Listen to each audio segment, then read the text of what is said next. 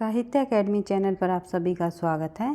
इस चैनल के माध्यम से हम संपूर्ण हिंदी के उन सभी महत्वपूर्ण प्रश्नों को करेंगे जो कि बार बार परीक्षाओं में पूछे जाते हैं, अर्थात हिंदी साहित्य और व्याकरण संबंधी हम मॉक टेस्ट के माध्यम से सभी महत्वपूर्ण प्रश्नों को करने की कोशिश करेंगे। आज की क्लास में कर लेते हैं मॉक टेस्ट नंबर 1, जिसमें आपको हिंदी के 50 प्रश्न देखने को मिलेंगे। 50 महत्वपूर्ण प्रश्न आज की क्लास में हम करने की कोशिश करेंगे। जिस भी परीक्षा में हिंदी साहित्य और व्याकरण संबंधी प्रश्न पूछे जाते हैं उन सभी के लिए ये क्लास मददगार साबित होगी। जैसे कि किसी भी स्टेट के अंतर्गत होने वाली टीजीटी पीजीटी परीक्षाएं हो या फिर कोई और अन्य परीक्षा हो, जैसे कि वीडियो की परीक्षा हो या यूपी पुलिस हो या जो है आदि जो परीक्षाओं में जिसमें भी हिंदी साहित्य संबंधी प्रश्न देखने को मिलते हैं और व्याकरण संबंधी प्रश्न देखने को मिलेंगे, तो उन सभी के लिए ये क्लास हेल्पफुल रहेगी। तो ज़्यादा टाइम वेस्ट न करते हुए शुरुआत कर लेते हैं आज की क्लास की। निम्नलिखित में से किसे रसराज कहा जाता है? इन रसों में से रसराज किस रस को कहा जाता है? तो आंसर आपका हो जाएगा श्रृंगार रस। श्रृंगार रस को जो है रसराज की संज्ञा दी गई है। बढ़ते हैं आगे, देख लेते हैं दूसरा प्रश्न। हरिवंश राय बच्चन ने प्रथम बार जीवन और मानवता के प्रति अपने प्रौढ़ भावों की वाणी किस कीर्ति में की है? तो इसमें जो ये रचनाएं हैं मधुशाला, धार के इधर उधर, आरती और अंगारे और परिणय पत्रिका, ये सभी रचनाएं आपको ध्यान रखनी है हरिवंश राय बच्चन जी की है। और परिणय पत्रिका जो रचना है इनकी, इसमें इन्होंने जो है प्रथम बार जीवन की मानवता के प्रति अपने प्रौढ़ भाव की वाणी को व्यक्त किया है। बढ़ते हैं आगे, अगला प्रश्न देख लेते हैं। आप लोग ये भी बता सकते हो कमेंट बॉक्स में आपका क्या स्कोर रहा। तो देख लेते हैं, निम्नलिखित में से किससे हिंदी की मूल उत्पत्ति हुई? तो इनमें से किससे हिंदी की मूल उत्पत्ति मानी जाती है? तो शौरसेनी अपभ्रंश। शौरसेनी अपभ्रंश से निकली पश्चिमी हिंदी, फिर उनसे अलग अलग बोलियां निकली, यहीं से जो है हिंदी की मूल उत्पत्ति मानी जाती है। अगर हिंदी की जननी पूछ लिया जाए, जननी कौन सी भाषा है, तो वो है हमारी वैदिक संस्कृत। वैदिक संस्कृत से निकली जो है लौकिक संस्कृत, लौकिक संस्कृत से निकली पाली और पाली से निकली प्राकृत, प्राकृत से निकली अपभ्रंश, अपभ्रंश से फिर जो है निकली जो हिंदी का विकास हुआ। इस प्रकार से आदि जननी पूछ लिया जाए तो लौकिक वैदिक संस्कृत आएगा और मूल उत्पत्ति पूछ लिया जाए तो शौरसेनी अपभ्रंश। बढ़ते हैं आगे, अगला प्रश्न हम देख लेते हैं। निम्नलिखित शब्दों में से सही वर्तनी वाले शब्द का चयन कीजिए। तो इन शब्दों में से आपको सही वर्तनी वाला शब्द बताना है। पूंजीवाद किस प्रकार से लिखा जाएगा ये आपको बताना है। तो आंसर हो जाएगा हमारा ए भी हमारा गलत हो जाएगा, सी भी गलत हो जाएगा, डी भी गलत हो जाएगा। आंसर आज हो जाएगा हमारा बी। अच्छे से आप देख सकते हो शब्द को। बढ़ते हैं आगे, प्रश्न संख्या हमारी 5। रोग पीड़ित से युक्त हुए समास बताइए। तो रोग पीड़ित का जो शब्द है इसमें समास बताना है। इस शब्द में कौन सा समास है, यानी रोग से पीड़ित। रोग से पीड़ित जहाँ इस प्रकार से हम विग्रह करेंगे, रोग से पीड़ित, तो तत्पुरुष समास हो जाएगा। जहाँ कारक चिन्हों का प्रयोग होता है वही हमारा तत्पुरुष समास होता है। द्वंद्व में आपको पता ही है कि दोनों पद प्रधान होते हैं, जैसे माता पिता, भाई बहन, और जो है बहुवरी में कोई तीसरा पद प्रधान होता है, और द्विगु में जो है वो संख्या का प्रयोग होता है। तो इस प्रकार से समास जब हम करेंगे तो एक के समास के संबंध में हम जो है अच्छे से समझ लेंगे। प्रतिमान शब्द में प्रयुक्त समास के प्रकार बताइए। तो प्रतिमान जो शब्द है उसमें कौन सा समास प्रयोग हुआ है ये पूछा हुआ है। तो आंसर क्या हो जाएगा हमारा अविभाव। अविभाव समास वह होता है जिसके शब्द में जो आगे का जो हमारा लगा हुआ था, शब्द के आगे जो लगा हुआ होता है वो या तो कोई अव्यय होता है या जो है कोई उपसर्ग लगा हुआ होता है। इस जैसे कि प्रति उपसर्ग लगा हुआ है प्रतिमान पर। तो जैसे कि यथाशक्ति, यथा उपसर्ग हमारा यथा शक्ति, शक्ति जो एक शब्द है इसके आगे जैसे कि आजीवन, आ हमारा जो है एक उपसर्ग है। तो इस प्रकार से जिन शब्दों के आगे उपसर्ग या कोई अव्यय या कोई जो लगे हुए होते हैं उन्हें ही हमें अविभाव समास कहते हैं। जैसे कि प्रतिमान, यथाशक्ति, आजीवन, इस प्रकार के शब्द हमारे जो है अविभाव समास कहलाएंगे। बढ़ते हैं आगे। अगला प्रश्न हमारा, उपयुक्त पद्यांश को समझकर सही छंद को चयन कीजिए। भाई यहाँ पे ये प्रश्न हमारा थोड़ा टाइपिंग मिस्टेक हो गया, यहाँ पर हमारा पद्यांश नहीं है, तो हम सही छंद कैसे पहचाने, तो देख लेते हैं हम अगला प्रश्न। प्रश्न संख्या हमारी हो जाएगी 8। प्रश्न संख्या 8 हम देख लेते हैं।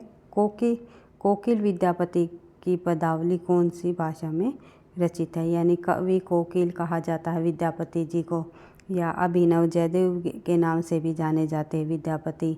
कवि कंठाभरण भी कहा जाता है विद्यापति जी को। इनकी पदावली जो रचना लिखी है विद्यापति ने, इनकी भाषा पूछी हुई है, तो पदावली की जो रचना की भाषा है वो मैथिल के प्रसिद्ध कवि माने जाते हैं विद्यापति। उसके बाद देख लेते हैं प्रश्न संख्या 9। भक्ति काल के किस कवि ने नायिका भेद की रचना की? तो निम्नलिखित में से इन कवियों में से हमें बताना है कि नायिका भेद की रचना निम्नलिखित में से इन कवियों में से किसने की है, तो आंसर हो जाएगा हमारा सूरदास। यह र ल व किस वर्ग के व्यंजन है? तो यह र ल व हमारे जो है ऊष्म व्यंजन के अंतर्गत आते हैं। जो है व्यंजनों के को जो है 3 वर्गों में विभाजित किया जाता है। एक हमारे स्पर्श व्यंजन होते हैं, सॉरी भाई ऊष्म व्यंजन नहीं, अंतस्थ व्यंजन होते हैं, माफ़ी चाहूँगी इसके लिए। तो श होते हैं हमारे श, और एक ये वाला श, और एक ये वाला श, और है, ये हमारे 4 होते हैं ऊष्म व्यंजन। और यह र ल व होते हैं हमारे अंतस्थ व्यंजन। और जो 25 हमारे होते हैं क से लेकर के मैं तक, जो वे हमारे होते हैं स्पर्श व्यंजन। इस प्रकार से व्यंजनों को वर्गीकृत किया गया है। उसके बाद देख लेते हैं अगला प्रश्न। प्रश्न संख्या हमारी 11 प्रश्न संख्या में देख लेते हैं। भाई इसके लिए मैं माफ़ी चाहूँगी, ये गलती से यहाँ हो गया। तो अंतस्थ व्यंजन होते हैं हमारे यह र ल व, ये आपको ध्यान रखना है। बढ़ते हैं आगे। अगला प्रश्न देख लेते हैं। प्रश्न संख्या 11। दे जैसा तीर्थ न मैंने सुना न देखा, यह कथन किसका है? तो यह कथन जो है दे जैसा तीर्थ न मैंने देखा न सुना, सरहप्पा जी का है, जो कि सिद्धों के प्रथम कवि रहे हैं। बढ़ते हैं आगे। प्रश्न संख्या 12। पाली को पाटिल से उत्पन्न मानने वाले विद्वान कौन का नाम बताइए? पाली को पाटिल से उत्पन्न मानने वाले विद्वान का नाम निम्नलिखित में से है मैक्स मूलर। उसके बाद देख लेते हैं अगला प्रश्न। प्रश्न संख्या 13। निम्नलिखित में से कौन सा संबंध कारक चिन्ह है? तो संबंध कारक चिन्ह हमारा कौन सा हो जाएगा? आंसर हो जाएगा हमारा रा रे रे, ये हमारे संबंध कारक चिन्ह है। उसके बाद देख लेते हैं प्रश्न संख्या 14। करुण का विलोम शब्द क्या है? निम्नलिखित में से करुण का विलोम शब्द जो हो जाएगा वो हो जाएगा हमारा निष्ठुर। निष्ठुर का विलोम होता है करुण। बढ़ते हैं आगे। अगला प्रश्न हमारा प्रश्न संख्या 15। भारत की राष्ट्रभाषा बताइए? तो भारत की राष्ट्रभाषा आप सभी को पता है, तो भारत की राष्ट्रभाषा जो है वो है हिंदी। उसके बाद देख लेते हैं ओजस्वी का विलोम शब्द क्या है? तो ओजस्वी का विलोम शब्द क्या होता है? वो होता है निस्तेज। ओजस्वी होता है का विलोम हो जाता है निस्तेज। उसके बाद देख लेते हैं अगला प्रश्न। व्याकरण भाषा को बताता है। व्याकरण भाषा के क्या बताता है? व्याकरण भाषा के, तो व्याकरण भाषा के नियम बताता है। बढ़ते हैं आगे। पुष्प कौन सा शब्द है? यानी पुष्प किस प्रकार का शब्द है? तत्सम शब्द है, तद्भव, देशज या विदेशज। तो निम्नलिखित में से पुष्प जो है एक तत्सम शब्द है। बढ़ते हैं आगे। छोटा ऊ और बड़ा ऊ के उच्चारण स्थान बताइए? तो ऊ का जो उच्चारण स्थान है वो आप बोल कर देख सकते हो, तो होठ हो जाएगा, होठों से बोले जाते हैं। उसके बाद देख लेते हैं अगला प्रश्न। प्रश्न संख्या हमारी नंबर 20।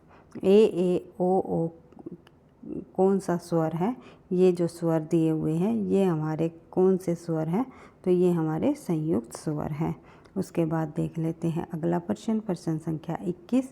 किसी कवि का यश उसकी रचनाओं के मान के हिसाब से नहीं होता बल्कि गुण के हिसाब से होता है। शुक्ल जी ने यह कथन किस रीतिकाल के कवि के संबंध में कहा है? तो ये कथन शुक्ल जी द्वारा बिहारी कवि के संबंध में कहा है कि किसी कवि का जो यश है उनकी रचनाओं के परिमाण के हिसाब से नहीं बल्कि उनके गुण के हिसाब से होता है। जैसे कि बिहारी ने जो बिहारी सतसई जो रचना लिखी है, एकमात्र रचना से भी अपनी जो है इन्होंने इतनी प्रसिद्धि प्राप्त की है, पूरे के पूरे हिंदी साहित्य में गागर में सागर भर दिया है। बढ़ते हैं आगे। अगला प्रश्न हम देख लेते हैं। जन्म काल के अनुसार इन कवियों का सही अनुक्रम बताइए।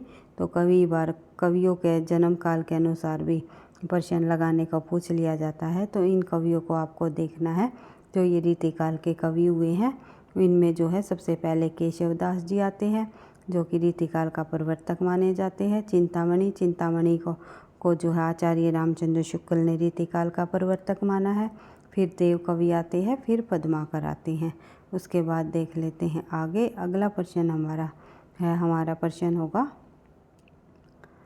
प्रश्न संख्या 23। इस काल को रीतिकाल कहने में किसी प्रकार का अव्याप्ति दोष न होगा क्योंकि प्रत्येक कवि द्वारा इनमें श्रृंगार को न्यूनाधिक रूप से ग्रहण किया जाना तो एक विषय प्रकार की रीति है।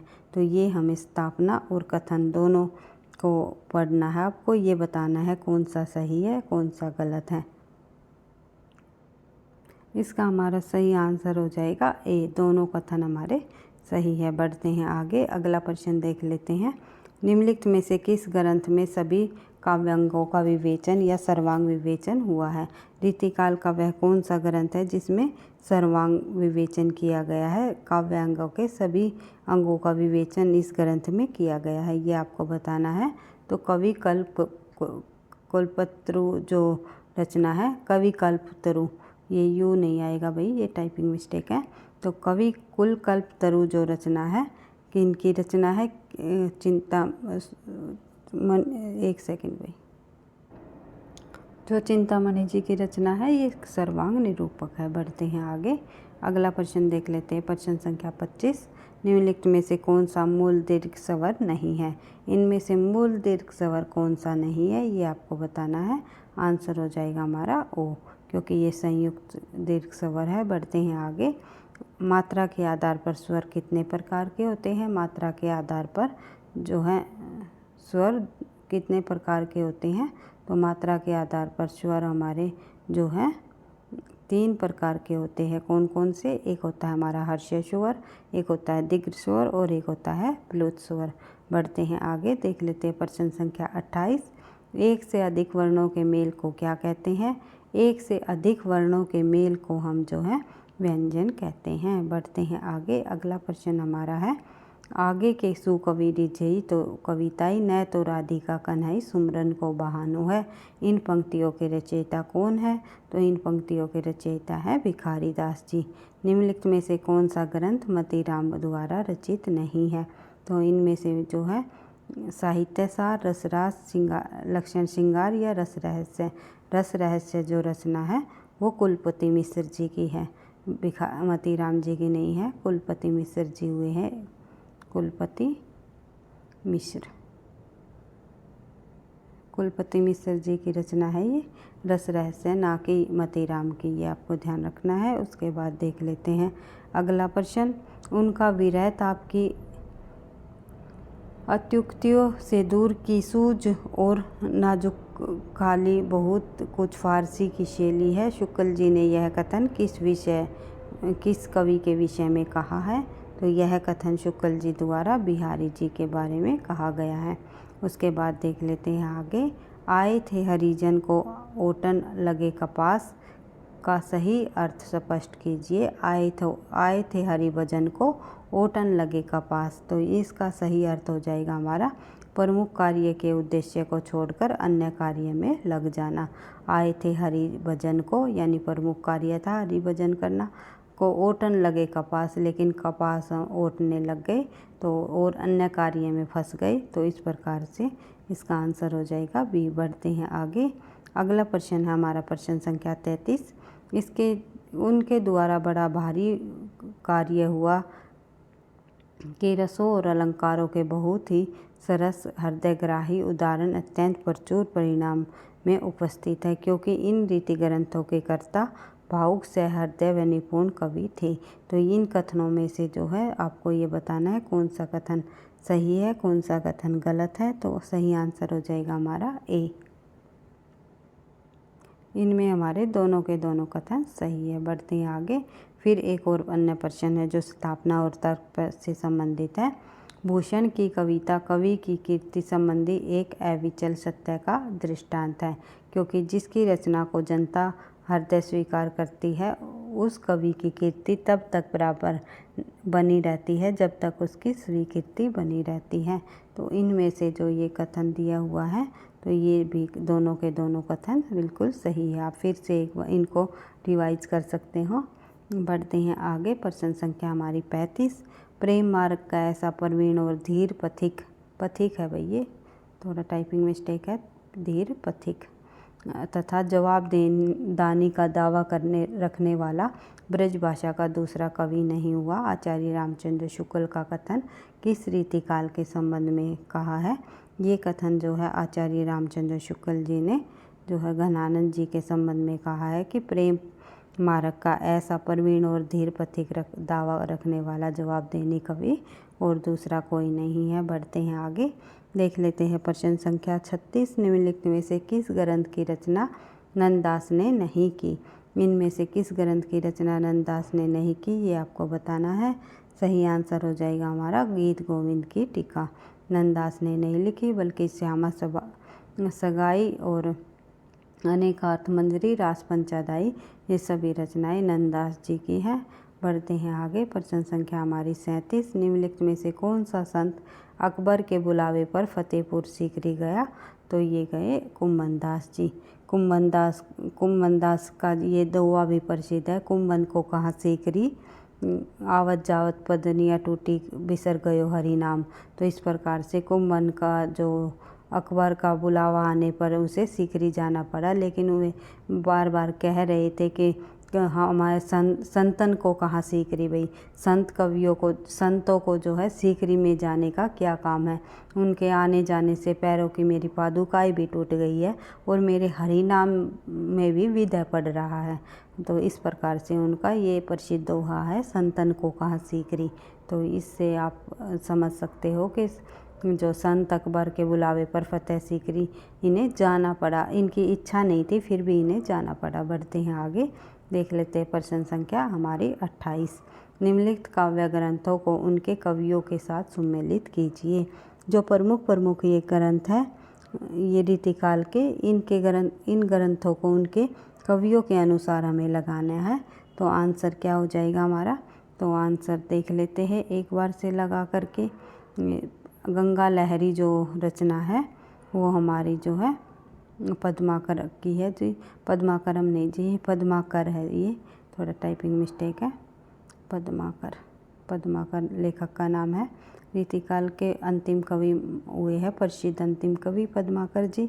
तो गंगा लहरी इन्हीं की रचना है पद्माकर की। उसके बाद जो है इश्क नामा जो रचना है वो निम्नलिखित में से जो है वो बोधा कवि की है। उसके बाद विरह लीला जो रचना है वो है घनानंद की। और शिवा बावनी आपको पता ही है, शिवराज भूषण की वीरता का जो वर्णन किया है भूषण जी ने, तो भूषण की रचना है। तो इस प्रकार से हमारा आंसर हो जाएगा ए का 2, कै का 2 किस में आएगा? 2 ऑप्शन है हमारे। फिर देख लेते हैं इश्क नामा बोधा की, तो इस नामा कै का 3 आंसर हो जाएगा हमारा सी। बढ़ते हैं आगे। आप इनको फिर से रिवाइज कर सकते हो। गंगा लहरी पद्माकर की, इश्क नामा बोधा की, और अगर इश्क नामा की जगह इश्क लता हो जाता तो इश्क लता जो रचना है वो घनानंद की है भाई। इश्क नामा जो है वो बोधा कवि की है। विरह लीला जो है निम्नलिखित में से जो है घनानंद की ही रचना है विरह लीला, और शिवा बावनी जो है भूषण की है। इस प्रकार से सी हमारा आंसर हो जाएगा। बढ़ते हैं आगे।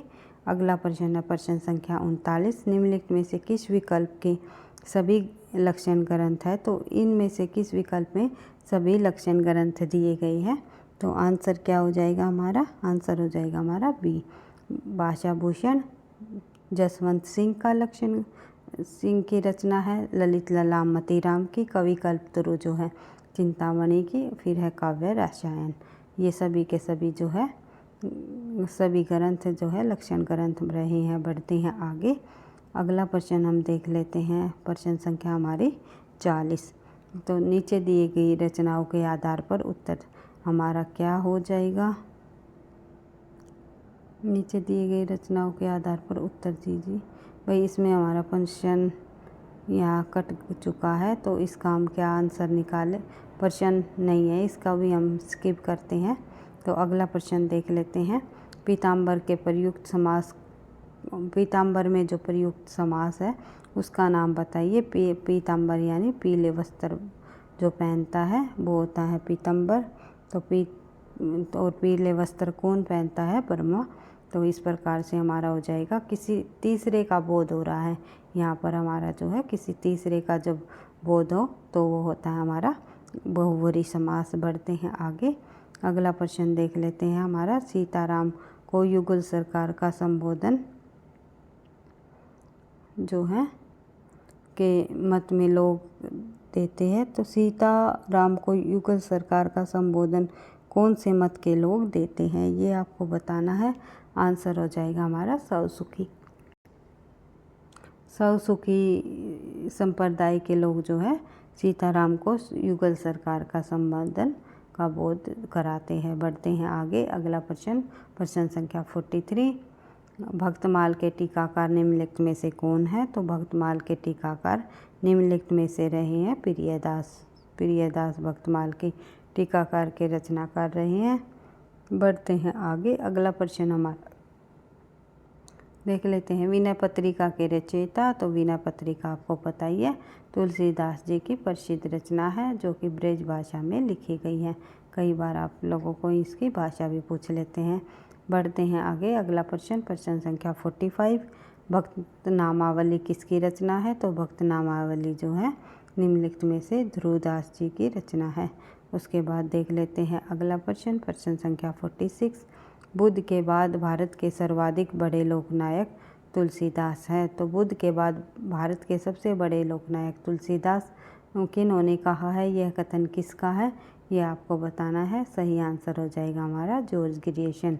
जॉर्ज ग्रियर्सन ने तुलसीदास को बुद्ध का बाद सबसे बड़े लोकनायक की संज्ञा दी है। उसके बाद देख लेते हैं प्रश्न संख्या 47। पाप करने के बाद स्वयं दंड पाना, इस वाक्य के लिए उचित शब्द बताइए।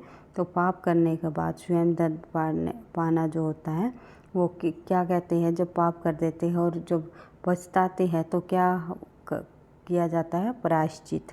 ये आपको ध्यान रखना है। बढ़ते हैं आगे। अगला प्रश्न हमारा प्रश्न संख्या 48। तो व्यवहार में वह बिल्कुल वैसा ही है जैसा उसके पिताजी, यह किस प्रकार का वाक्य है? तो व्यवहार में वे बिल्कुल वैसे ही है जैसे उसका पिताजी, ये एक प्रकार से मिश्र वाक्य है। ढेल सो बनाए आयत मिलत सभा के बीच, लोगन कवित कई वो खेल करी जानो है। जो ये पंक्तियाँ है ये किस लेखक द्वारा लिखी गई है, किस कवि की है? तो ये पंक्तियाँ जो है ठाकुर कवि की है। उसके बाद देख लेते हैं आज का हमारा अंतिम प्रश्न। भाई भारत के प्रथम देश भाषा निम्नलिखित में से कौन सी है? तो भारत की प्रथम देश भाषा निम्नलिखित में से जो है पाली मानी जाती है।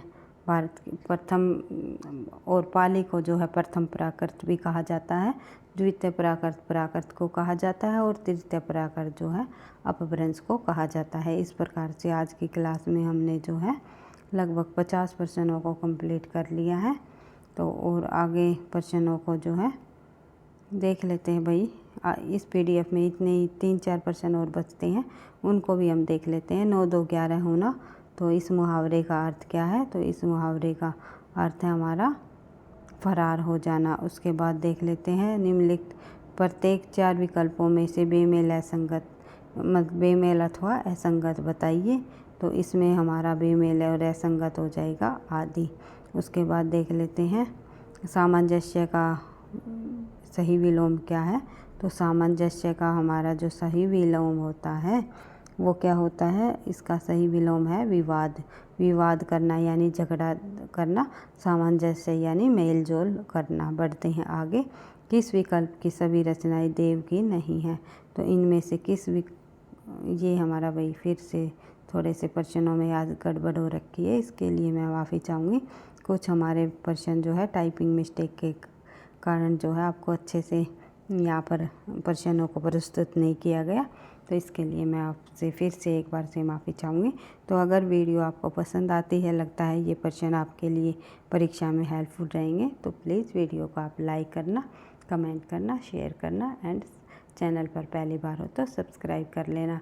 इसी प्रकार वीक में हम 3 या 4 क्लास जो है मॉक टेस्ट के माध्यम से सभी महत्वपूर्ण प्रश्नों को करेंगे। आज हमारा मॉक टेस्ट रहा है मॉक टेस्ट नंबर 1, जिसमें हमने लगभग 50+ प्रश्नों को कंप्लीट किया है। इसी तरह हम जो है प्रश्नों की संख्या भी बढ़ाते रहेंगे और जो धीरे धीरे संपूर्ण हिंदी और व्याकरण संबंधी जितने भी महत्वपूर्ण प्रश्न हैं पिछली परीक्षाओं में, टीजीटी बीजीटी परीक्षाओं में या फिर कोई और अन्य परीक्षा हुई, जैसे कि रेलवे परीक्षा हुई या फिर जो है यूपी टीजीटी पीजीटी हुई या फिर जो यूपी पुलिस की परीक्षा हुई या लेखपाल की परीक्षा हुई या वीडियो की परीक्षा हुई, कोई भी अन्य जो सामान्य हिंदी संबंधी परीक्षाएं हैं उनके अंतर्गत पूछे गए प्रश्नों को हम जो है मॉक टेस्टों के माध्यम से करते हुए आगे बढ़ेंगे। तो एक बार से फिर मैं आपको कहना चाहूँगी कि वीडियो पसंद आई तो लाइक करना, दोस्तों के साथ शेयर करना, चैनल पर पहली बार हो तो सब्सक्राइब कर लेना। थैंक यू, धन्यवाद।